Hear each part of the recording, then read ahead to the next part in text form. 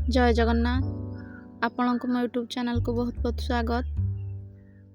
एबे तो आंब सीजन ने आज चलतु बनेबा खट्टा मीठा राग आंब चटनी। यही चटनी देखला माने पाटिरु लाल बही जाए। तो चलतु तैयारी करबा आज रेसिपी आंब चटनी।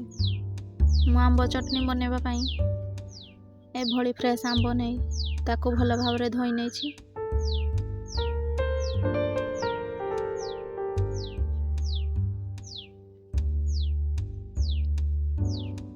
प्रथमे तार डेम्फ को काटी नेबा, तापर ताको चाकू सहायता रे चोपा छड़ाई नेबा। ए भली भाव रे मु सब आंबर चोपा को छड़ाई नहीं छी। एबे आंबर भीतर अंश टांकु हो गलानी, तो सेथि पाई हमें आंब को चांची नेबा। एई भली चाकू सहायता रे काटी नेबा। एई भली छोट छोट पीस कर काटी नेबा।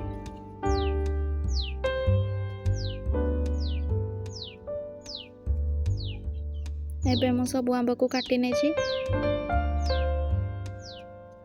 एबे ताको ग्राइंडिंग जार रे दे देबा।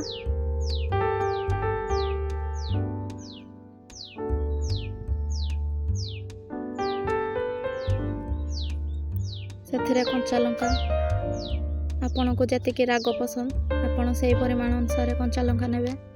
सेथिरे कटा पियाज,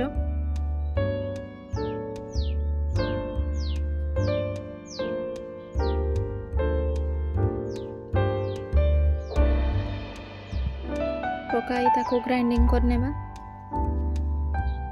अधिक चिकन करवानी। एबे आमर आंब भल भाव रे ग्राइंडिंग हो जाइछि।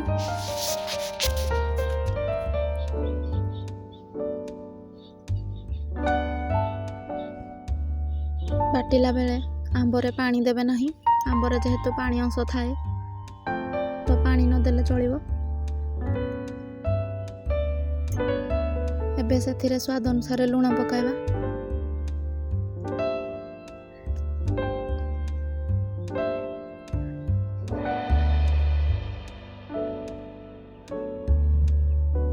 आवश्यक अनुसार चीनी पकाइबा।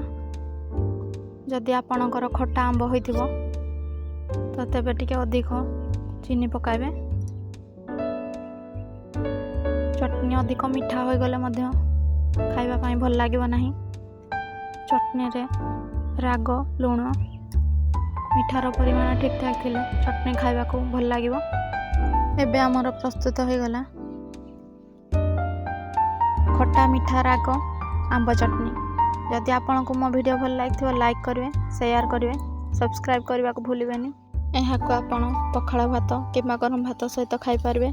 काहा को ए भली आंब चटनी पसंद कमेंट करंतु।